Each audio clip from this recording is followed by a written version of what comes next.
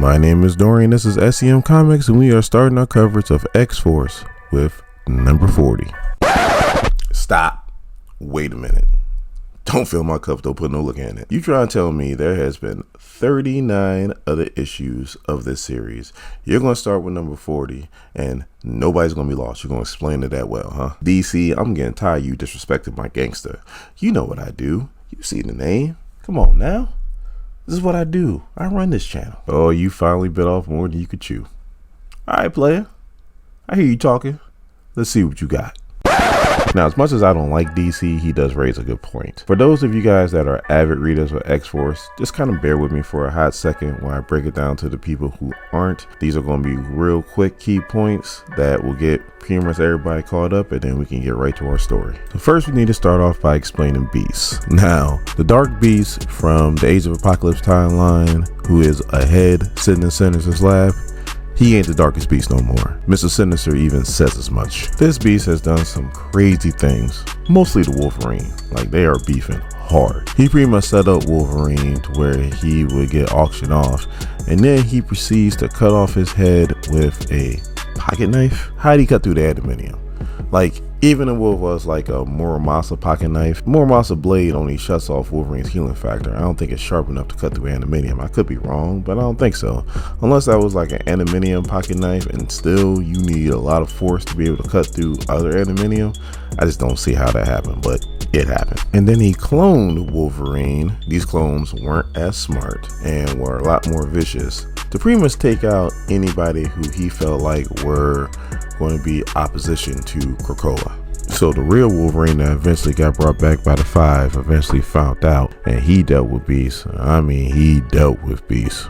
It was vicious. He needs some milk. Now, he's even been cloning himself, and he's been purposely giving these clones different flaws. They're not as smart. They have like different things, like they're nearsighted, and he's doing that because he knows that eventually he's going to have to deal with these clones, and he wants to be able to dispatch them as easy as possible. Now, this is the real messed up part. Wolverine and Sage brings us to the Quiet Council, lets everybody know exactly the craziness that Beast has been doing, and the Quiet Council, especially Professor Xavier, just turns a blind eye to it and says, you know what, he's doing all this in the best interest of Krakoa, so we're going to still let it happen. And pretty much that's what Beast has been doing in the past 39 issues, who is the protagonist in this book. So our story starts off. So who's this crazy old man? I forgot about Quentin Quire. Yeah, you forgot about Quentin Quire. So Mikhail Rasputin, who is Colossus's brother, was doing some crazy ass things to the timeline. Professor Xavier, Jean Grey, and Wolverine were using Cerebrex to kind of navigate their way through history to try to fix everything that Mikhail was messing up. Now, Cerebrex's job was also to acquire psychic data, but something happened. It gained sentience, then it turned evil, and instead of acquiring psychic data, it started taking the intelligence and powers of other mutants. It even took control of Krakoa itself. So Quentin Quire, Kid Omega, flew into the heart of the beast and hit it with a psionic blast that destroyed it, and everybody thought that it also destroyed Quentin Quire too. But that was not the case. He somehow was able to absorb the powers of Cerebrex, so now he can go through the timeline just like Cerebrex did. He took a few glimpses in the timeline. He didn't like what he saw, so he dedicated himself to try to fix those timelines. But before he did, he went ahead and he wiped any trace of himself out of the cradle so that he doesn't get resurrected, because in his words, not mine, his world has room for only one Quentin Quire. So now that that piece of business is over with, like I said before, our story starts off with an old Quentin Quire pretty much telling Sage that the X-Force team that they got in front of him now is pretty much a joke. And Sage is like, Quentin, is that really you? I'm not gonna lie, my brain is flashing, does not compute. And then Deadpool goes, yeah, how do we know you're not a figment of my imagination after I eat too many Hot Pockets seasoned with Krakoa's wacky tobacco? How did they come up with this stuff with him? And then Quentin, who is always a smart ass, says, you're like if middle school bathroom graffiti was a person. I'm already bored. Goodbye. And then Domino goes, okay.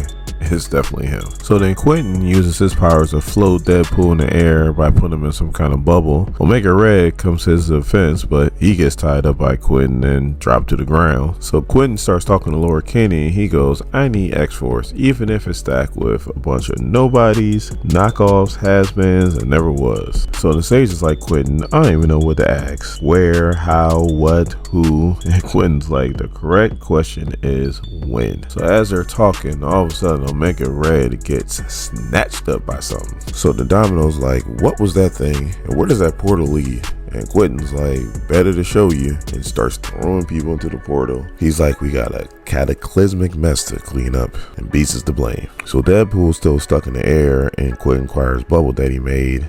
Deadpool's trying to make nice to Quentin Quire. Then all of a sudden, I guess with Quentin Quire gone, his bubble disappears. And Deadpool's like, you know what? F that guy. So besides Kid Omega, it's Sage, Laura Kinney, Colossus, and Domino that went through the portal. As soon as they walk through, all of a sudden Colossus just collapses. And he's not in his silver form anymore. Steel form. Colossus is no longer in his steel form, not silver. And everybody's like, what's wrong? He's like, I don't know. Feels like I just woke up after sleeping for 100 years. Don't you say it. Don't you say it. I know. This is the last thing I got to explain. I promise, people. Last one. So Mikhail Rasputin, who is Colossus' brother, who I already brought up once in this comic, has been mind controlling Colossus for a while now. He's using this mutant called the Chronicler, and he just writes whatever he wants people to do down on a piece of paper, and eventually they do it. I don't think it happens right away, but it does happen. So now that they're in a different time, the Chronicler's power has pretty much worn off, and that's why Colossus is acting the way he's acting. Now, back to our story.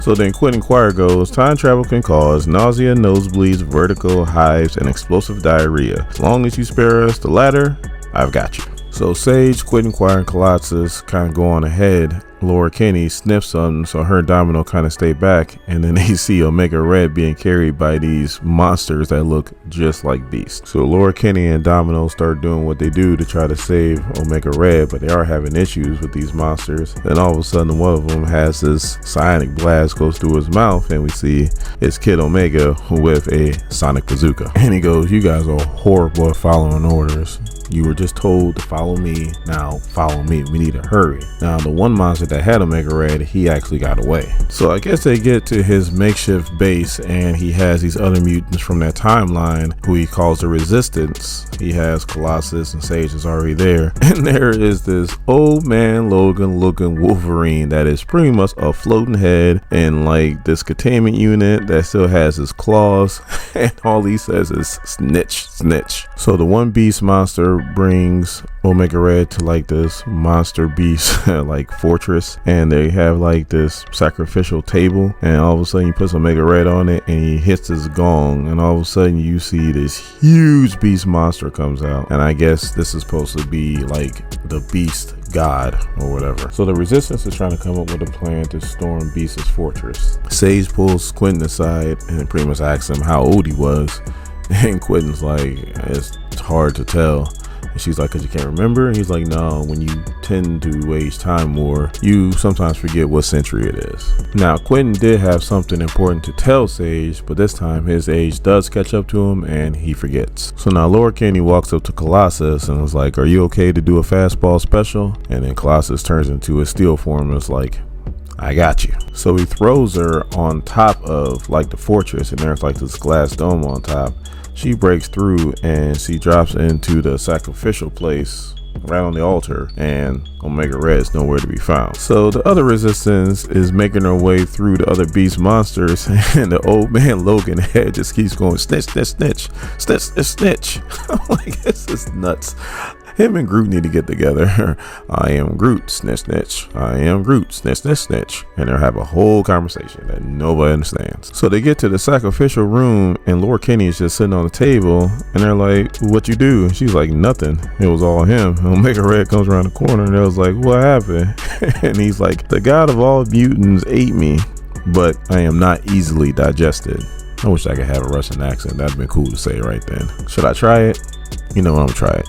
Don't laugh at me. I am not easily digested, Conrad.